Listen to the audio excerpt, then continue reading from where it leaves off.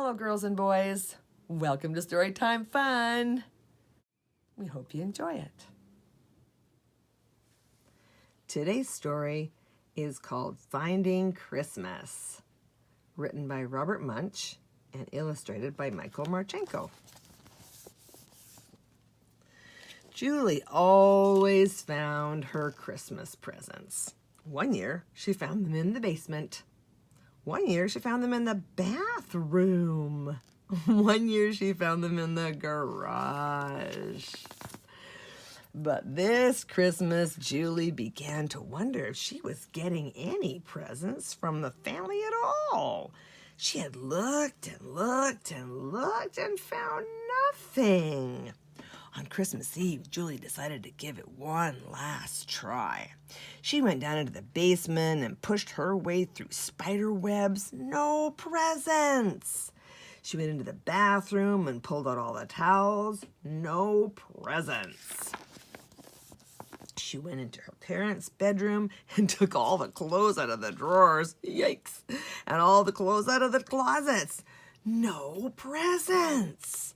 She moved everything out of the garage and looked underneath the car and behind the lawnmower. No presents. She called her friend who lived across the street and said, Denise, I have looked all over the house and there's nothing here. It is Christmas Eve and there are no presents. None at all. No presents. Denise said, Stop. I am looking over at your house, and guess what I see on your roof? Yeah, I know, said Julie. There's a Santa Claus with a sleigh. My mom and dad put that up this year. Isn't that neat? Yes, it is neat, said Denise. And what is in the back of the sleigh on top of your roof? A large box, said Julie. Yes, said Denise.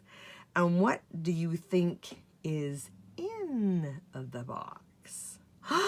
Of course, said Julie. They hid the presents on the roof. So Julie went to bed early and then very quietly she climbed up onto the roof. She opened the top of the box and looked in. The box was full of presents. Julie pulled herself up and fell in. The top closed and she could not get out. She yelled, Denise! But Denise had already gone to bed. Julie yelled, Daddy! But her dad was busy decorating the tree. She yelled, Mommy! But her mom was busy wrapping one last present for her dad. She yelled, Andrew! But her brother was putting out a plate of cookies for Santa. Julie even yelled, Taya! But her sister had gone to sleep on the couch. There was no way to get out, so Julie decided to take a nap. She lay down in the middle of the presents, wrapped herself in a blanket, and went to sleep. Very late that night, Julie's mom and dad went up on the roof, got the box, and took it inside. Ha! Said Julie's dad. Julie never saw any Christmas presents this time. She doesn't know what she's getting. Yes, said her mom. We definitely fooled her this time. They reached in the box and brought out a bicycle. A great present for Andrew, said Julie's dad. They reached in the box and brought out some markers. A great present for Julie, said her mom. They reached in the box and brought out some building blocks. A great present for Taya, said her dad. Then they reached in the box and brought out Julie, fast asleep. Look at this, said Julie's dad. It's a little girl. Who's getting the little girl? I didn't get anyone, little girl, said Julie's mom. Well, it looks like a really nice little girl, and I want it for my Christmas present, said her dad. It looks like a really nice little girl to me, too, and I want it for my Christmas present, said her mom. No, said her dad. I saw it first, and it's going to be my present.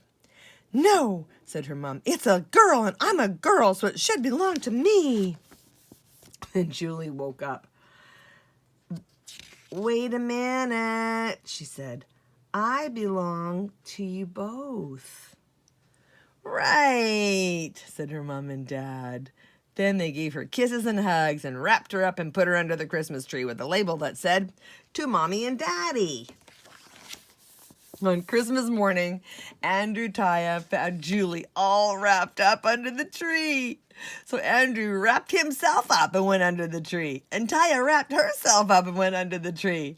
And when their parents finally woke up, the kids all yelled, Merry Christmas! And everyone agreed it was the best Christmas ever. Well, that's it for today. See you next time.